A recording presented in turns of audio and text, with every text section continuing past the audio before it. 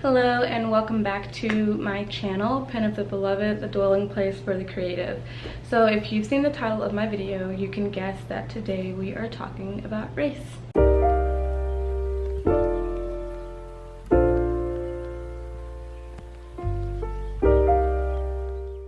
So in light of everything that's happened in the last couple of weeks in our nation, I've been in this place of trying to reconcile my faith, creativity, and how to respond to everything that's been happening. And not that a response is needed from me, however, I think a response is important. I think a response is important. I think a lot of people are asking a question of what can I do and what can we do in order to bring awareness and bring light to the situation. And as for a lot of Black people, obviously we're already aware, and it's something that has affected a lot of people's lives and families and homes and academics and social lives, to the point of we think it would be obvious to other people. We think it would be something that doesn't need to be explained. It doesn't need to be sorted through and sifted and made plain to people. It's something you would just think would be a reality for all people, because it's something that a number of people, millions of people, face in this nation, and on top of that, face in the world, is racism. Being ostracized and discriminated against because of the color of your skin. And so I wanted to address that through the lens of creativity and what we can do, how we can respond to systematic racism and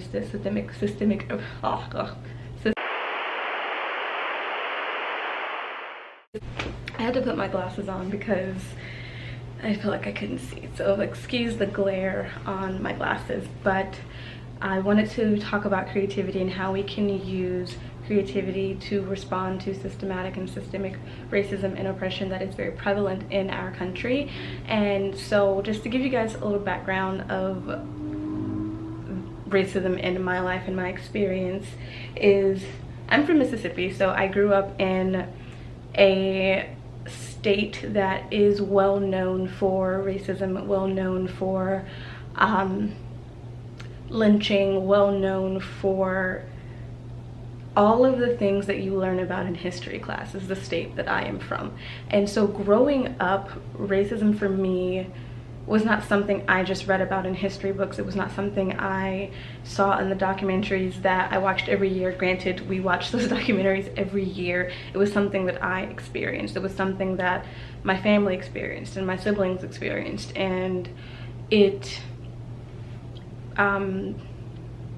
something that you don't forget, and it's not something I've allowed to define my upbringing, but it is something that has made me who I am and has allowed me to be passionate about something that affects millions of people, that affects children, it affects men, it affects how we raise our children, it affects how my nieces and my nephews are growing up right now. And my nieces and my nephews were babies like 10 years ago, and now they're reaching 12 and 13 years old, and having to understand, having them understand that to someone else your skin color may be an issue and it may be a problem, and that's not something that can be changed. I cannot wipe off the color of my skin based off of someone's preference of me. And so that is something that has infiltrated the lives of Black people and the lives of people of color, is learning how to walk around in a society that does not welcome differences based off of ethnicity and race. And so in these last couple of weeks of one news post after another, one video after another, one hashtag after another, I have been in this place of prayer and of asking, what can I do and what can be done, and how do we bring awareness? And even though sometimes that feels so tiring, of I don't want to have to make people aware of something that I've been aware of since I was 10. My first racist experience was when I was 10 in my 5th grade class, where a white kid was like, I don't like black people. Or walking into restaurants in Mississippi and having the entire restaurant full of elderly white people turn around and look at me and my sisters like we don't belong there.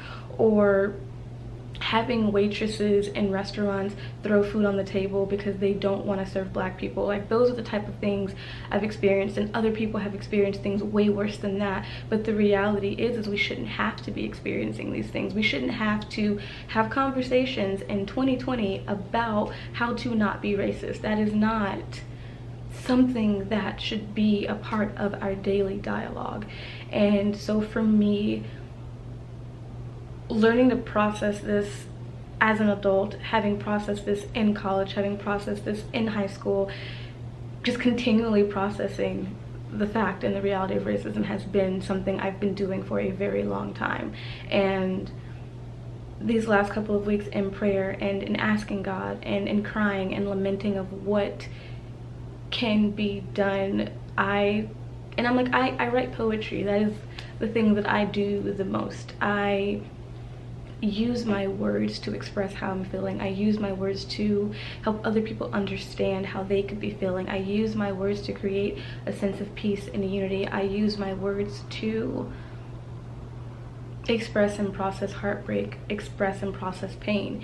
And I've written poems about Black Lives Matters since I can remember. I have poem after poem after poem, and similes and metaphors after similes and metaphors, and I just got to this point of like, what can I do with beyond writing poems in my notebook? And so I prayed, and I believe God gave me this idea to start something called the Creativity Coalition. And the Creativity Coalition is something that exists to begin and spark conversation about race and social injustice through creativity. And that can be through poems, that can be through literary nonfiction, it can be through art and painting. And I've talked about this before, how creativity opens up a lens of process. It opens up a lens of communication. It allows people to see things from a perspective they wouldn't otherwise normally assume in their daily lives. Like, anyone can walk through a museum and their point of view and perspective can be changed by a piece of artwork. And so that's what the Creativity Coalition is. And I was inspired by a lot of the writers and people that I've seen and have read over the years. And I think of Zora Neale Hurston and Maya Angelou and Angela Davis, James Baldwin, who is a personal favorite of mine, who used their creative outlet to bring awareness to race in America. And if you've not looked up James Baldwin, you have no idea who I'm talking about, I highly recommend you look him up. You can find interviews on YouTube. There's a documentary based off of the last book that he was writing called I Am Not Your Negro, which I recommend any and everybody to watch that documentary, because it is very prevalent to what we see in American society today.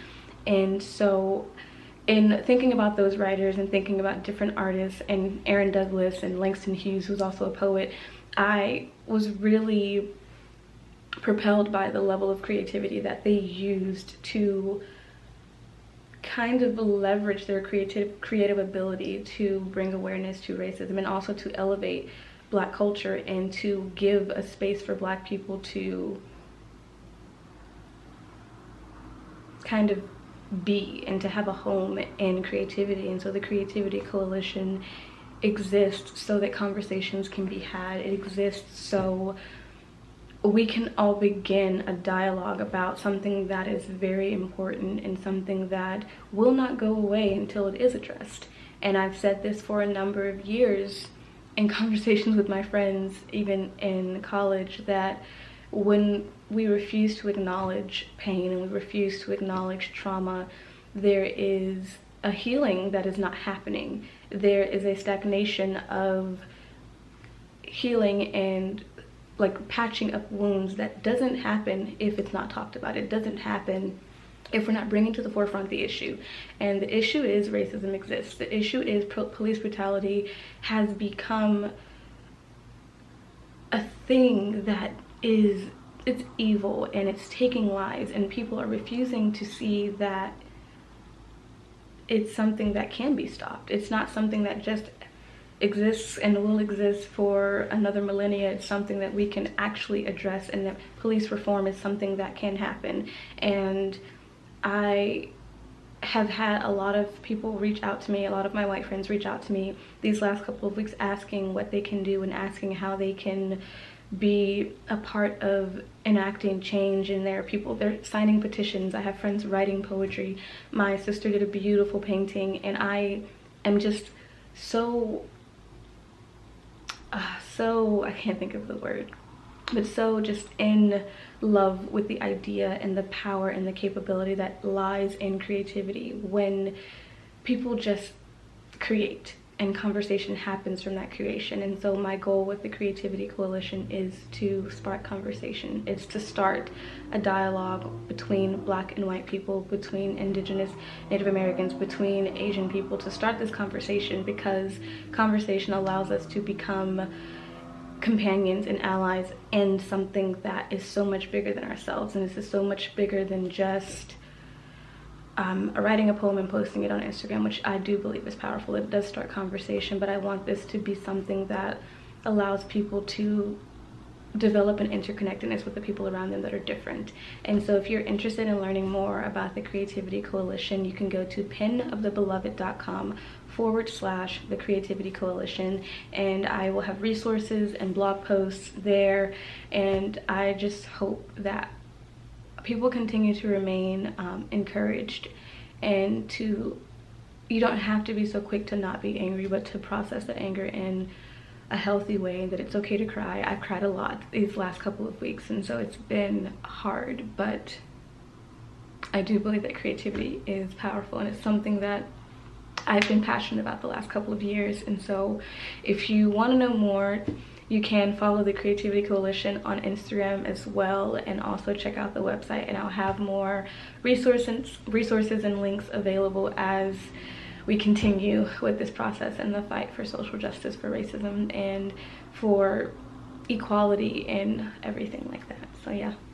Also, thank you for watching this video. I will be posting more videos on YouTube and on the Pen of the Beloved channel under the Creativity Coalition playlist, and continuing this conversation and this dialogue about racism and what we can do, how we can end it.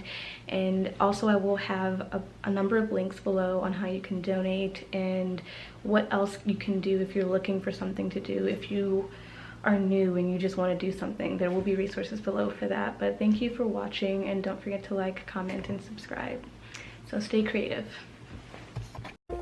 If you find the one, you should never give her up. I think it's the